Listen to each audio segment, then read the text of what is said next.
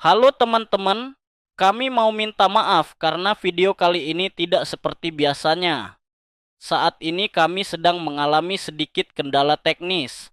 Jadi video kali ini dibuat melalui PowerPoint yang diubah jadi video, ditambah dengan narasi suara, VO, agar tetap ada penjelasan. Kami tahu ini beda banget dari yang biasanya, dan kami paham kalau hal ini mungkin bikin kurang nyaman. Tapi tenang aja, ini cuma sementara kok. Kami lagi berusaha agar masalah ini cepat selesai dan video berikutnya bisa kembali ke format seperti biasa. Terima kasih banyak atas pengertian dan kesabarannya. Semoga kalian tetap menikmatinya.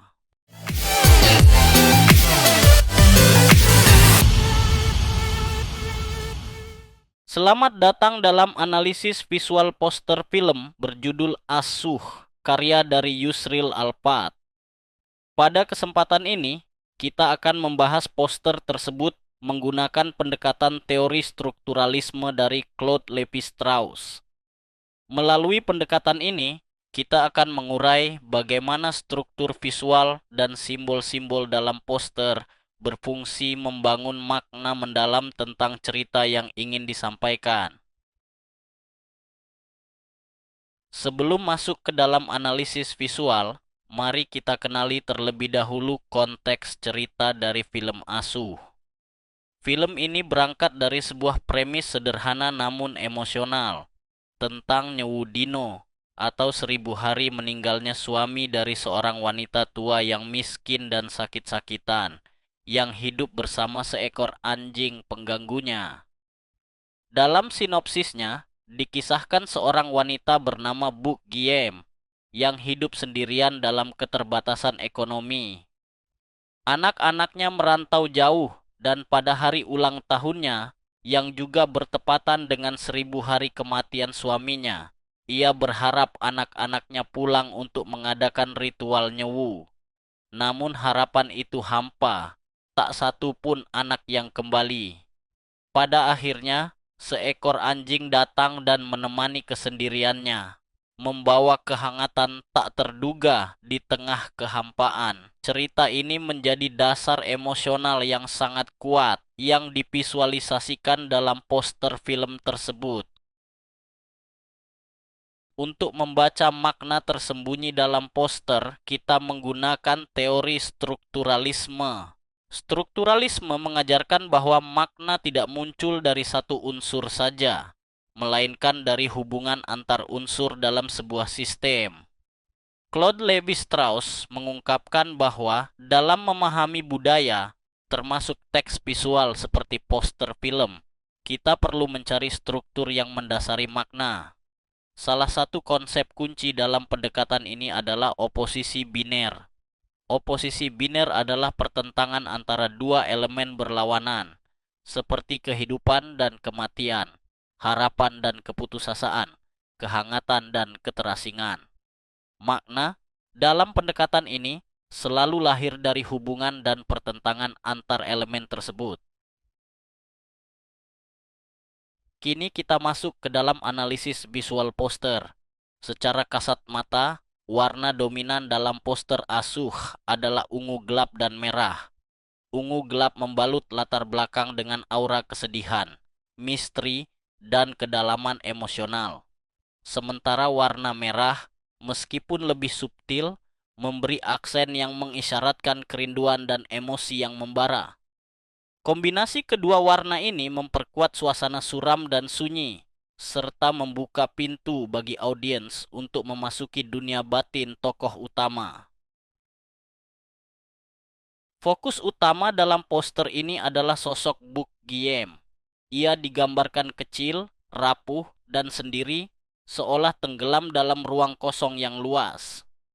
Di sekelilingnya, tampak bayangan-bayangan samar anak-anak, menciptakan ilusi kehangatan keluarga yang telah berlalu. Yang menarik perhatian adalah bayangan besar seekor burung di atas Buk Giem. Burung ini bukan sekadar hiasan visual, melainkan simbol keterasingan, kematian, dan perubahan. Bayangan burung yang menaungi tubuh Bu Giem mempertegas ketidakberdayaan dan ancaman kehilangan yang membayangi hidupnya.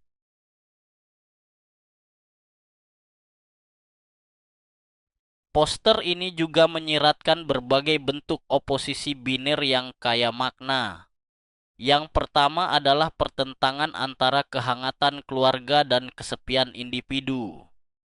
Kenangan hangat dari anak-anak hadir dalam bentuk bayangan, tetapi dalam kenyataan, Bu Giem sepenuhnya sendiri. Yang kedua adalah pertentangan antara kehidupan sosial dan isolasi. Tidak ada interaksi nyata di dalam poster, hanya ruang kosong yang mempertegas keterasingan. Yang ketiga adalah pertentangan antara harapan dan kekecewaan. Bu Giem duduk menanti dalam harapan, namun realitas yang dihadapinya adalah keputusasaan yang sunyi.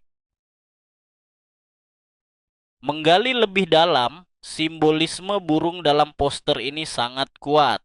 Dalam banyak budaya, burung besar kerap dikaitkan dengan pertanda kematian atau perubahan nasib. Bayangan burung yang melayang di atas Bu Giem membawa nuansa ancaman yang lembut namun mencekam. Burung ini menjadi metafora atas rasa keterasingan, kehilangan, dan perubahan yang harus diterima Bu Giem tanpa daya. Struktur cerita film Asuha pun tercermin secara visual dalam poster. Konflik awal ditunjukkan melalui visual penantian dan harapan. Sosok Bu Giem yang duduk menunggu dengan harapan anak-anaknya akan kembali. Klimaksnya tergambar dalam keterasingan total.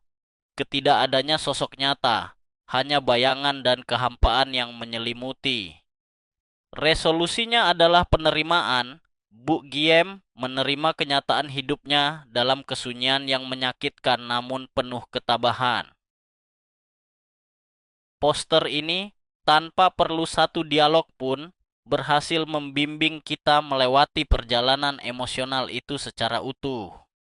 Melalui analisis ini, kita dapat menyimpulkan bahwa poster As-U'ah merepresentasikan tema kesepian yang mendalam, harapan yang hampa, bentuk kasih sayang yang tidak biasa, dan ketegangan antara kenangan dan kenyataan menjadi inti narasi visual. Poster ini bukan hanya alat promosi, melainkan karya seni visual yang memikat, mengajak kita untuk merenung dan berempati. Sebagai penutup, saya ingin mengutip kata-kata dari Claude Lévi-Strauss. Menerima sebagai bahan diskusi sebuah kategori yang menurut kita keliru, selalu membawa risiko, yaitu mempertahankan, karena perhatian yang kita berikan padanya, suatu ilusi tentang kenyataannya. Lewat pendekatan strukturalisme, kita belajar untuk membongkar ilusi-ilusi itu, menembus lapisan permukaan, dan menemukan makna tersembunyi di balik simbol-simbol visual. Poster As-Uha dengan elegan membungkus perjalanan emosional Bu Giem dalam ketegangan struktur yang halus namun kuat. Sebuah karya yang berhasil menyentuh kita tanpa perlu banyak kata. Terima kasih atas perhatian Anda semua. Semoga analisis ini bisa membuka sudut pandang baru tentang bagaimana sebuah karya visual bisa berbicara lebih dari sekadar gambar.